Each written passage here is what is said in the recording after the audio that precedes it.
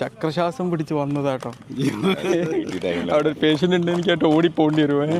ഇന്നിവിടെ ചാനൽ 24 അല്ലേ, 24 channel news Hashmi. ഇന്നിവര് നമ്മളെ ആരോഗ്യ കൂട്ടായ്മയായിട്ട് ഗുഡ് മോർണിംഗ് പ്രോഗ്രാം പ്രോഗ്രാമാണ്. അതിപ്പോ ലൈവ് കുറെ പ്രാവശ്യം വരാന്ന് പറഞ്ഞിട്ട് ഇലക്ഷന് വയനാട് ഇഷ്യൂ ഒരുപാട് ഇഷ്യൂസ് ആയതുകൊണ്ട് പുള്ളി അവിടെ ഭയങ്കര ബിസിയാണ് ഹാഷ്മി അല്ലേ. Okay okay okay. ഒന്ന് ആരോഗ്യ കൂട്ടായ്മക്ക് ഒരു വലിയ വെച്ചുള്ള കാര്യമാണ് അല്ലേ, ഇത്രയും വലിയൊരു ചാനലില്. ഇന്നലെ രാത്രി 9:00 വിളിച്ചു പറഞ്ഞത് ഒരു നമ്മളുടെ 24 ചാനലിന് വേണ്ടിയിട്ട് ഇന്റർവ്യൂ ആണെന്ന് പറഞ്ഞിട്ട് പിന്നെ എല്ലാവരും വിളിച്ചു കൂട്ടി. ഏകദേശം അവരെ കൂട്ടായ്മയിൽ എല്ലാവരും പേഷ്യൻ്റ് വന്നോന്നൊരു ചോദിച്ചോട്ടെ. പേഷ്യൻ്റ് വന്നോ ഞാൻ പോട്ടോ. ഓക്കെ, പേഷ്യൻ്റ് വന്നാൽ നിങ്ങൾ പോയിക്കോളൂ. നിങ്ങളുടെ ഡ്യൂട്ടി അതാണല്ലോ. ഓടിക്കതച്ച് വന്നതിന് വളരെ സന്തോഷം. ഓക്കെ.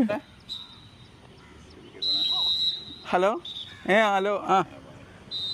ഞാൻ ഇത് ബാച്ചിലായിട്ടാണ്, ഞാൻ വിളിക്കട്ടെ. നമ്മുടെ ആരോഗ്യ കൂട്ടായ്മയില്ല, പെട്ടെന്ന് ഒരു പരിപാടിയില്ല. ഫോണിൽ നമ്പർ കാണുന്നില്ല. ശരിയാ, സിസ്റ്ററല്ല വൈഫാ.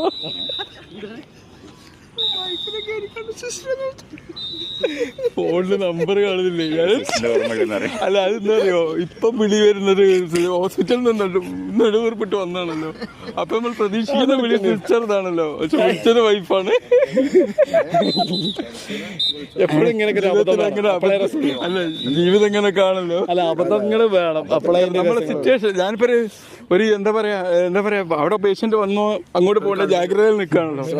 പ്രതീക്ഷിക്കുന്ന കോള് ഒക്കെ ശ്രീനിവാസൻ പറഞ്ഞ പോലെ അങ്ങനെ സംഭവിച്ചു പോണല്ലോ.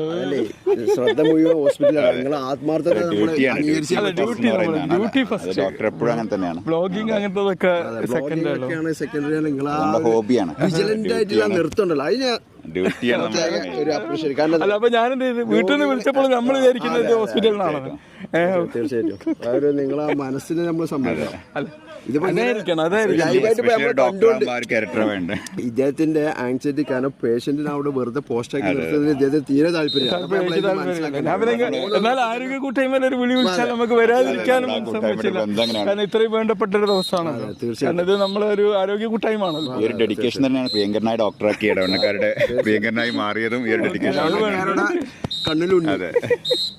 പുതിയ കലാസൃഷ്ടികളൊക്കെ ഡെവലപ്പായി വരിക അല്ലേ. ഹായ് വാ, വെരി ഗുഡ്. ഉദയന് ഭയങ്കര താരാട്ടോ. അതൊക്കെ നമ്മളെ ക്യാമറ കണ്ടല്ലേ, ഉദയന് സർവകലാവല്ലഭനാണ്. ഞാൻ സർവകൊലാവല്ലഭൻ. എല്ലാ കല എങ്ങനെ കൊളാക്കലാണ് സത്യം. രണ്ട് ഇതാണല്ലോ.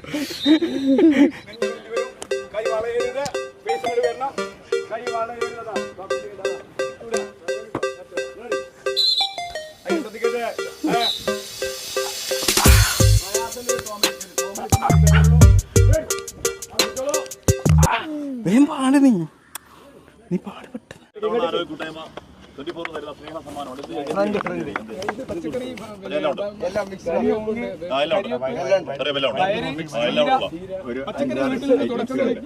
സന്ദേശം 24 ന്യൂസ് വായിക്കുമ്പോൾ ദൂരം വെച്ചായിരിക്കും ചെയ്യാം.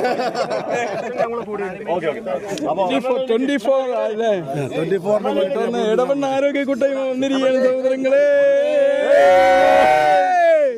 ഈ യുദ്ധമൊക്കെ കഴിഞ്ഞ് ആശുപത്രിയിൽ എത്തിയപ്പോഴേക്കും അത്യാവശ്യം ഒരുപാട് പേഷ്യൻസ് കാത്തിരിപ്പുണ്ടായിരുന്നു. കുറച്ച് പേരൊക്കെ ചൂടാവുകയും ചെയ്തു. എന്നാലും ക്ഷമയോടെ സിസ്റ്റർമാരെ 10 മിനിറ്റ് പിടിച്ചു നിന്നു. എന്നാലും അവസാനം ഞാനൊരു തീരുമാനമെടുത്തു, ഇന്നെ ദയവ് ചെയ്ത് ഡ്യൂട്ടി സമയത്ത് ഞാൻ ആരോഗ്യ കൂട്ടായ്മല്ല, വീട്ടുകാരല്ല, ആരും വിളിച്ചാലും ഞാൻ ഫോൺ എടുക്കൂല, ഇങ്ങനത്തേന് പോവുകയില്ല. ഓക്കെ, സ്ട്രെസ് ഫ്രീ ആയിട്ട് ജീവിക്കണം, അപ്പോഴേ നമുക്ക് കാര്യങ്ങൾ നടക്കുള്ളൂ. ഓക്കെ, എന്തായാലും ആരോഗ്യ കൂട്ടായ്മ എനിക്ക് തന്ന പണി, എന്നാലും കുഴപ്പമില്ല, ഒരു നല്ലൊരു മൊമെന്റിന് സാക്ഷിയായി. ഓക്കെ.